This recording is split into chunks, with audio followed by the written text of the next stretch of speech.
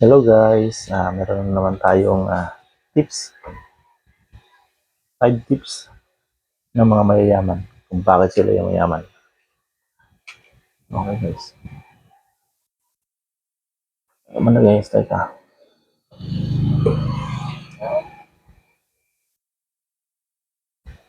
Ang mga mayayaman na hindi lang nakadepende sa kanilang sweldo o kita mula sa negosyo.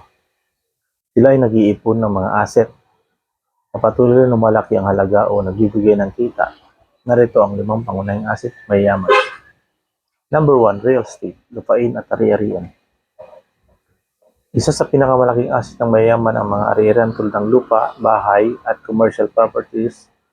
Ang halaga ng lupa ay patuloy na tumataas at maaaring magbigay ng passive income sa pamamagitan ng papapaupa.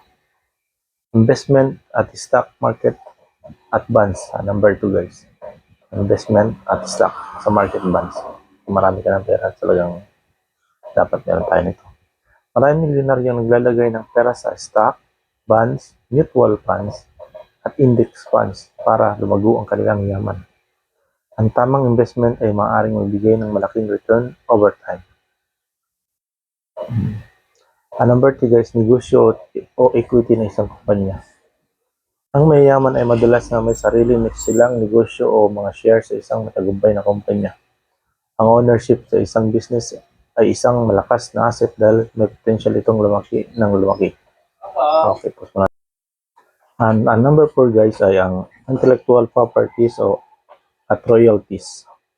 Ang mga mayayaman ay nasa larangan ng inobasyon, musika, sining at pagsusulat ay kumikita sa intellectual properties tulad ng patent, copyright, trademark at royalties mula sa kanilang mga likha.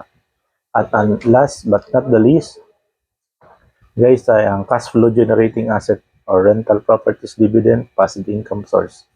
Ang mga mayayaman ay nag-i-invest sa mga passive income asset na tulad ng nagbibigay ng kita tulad ng rental properties, dividend mula sa stock at automated online businesses.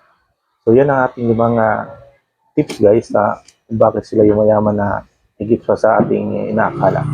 So thank you guys, subscribe kayo sa akin.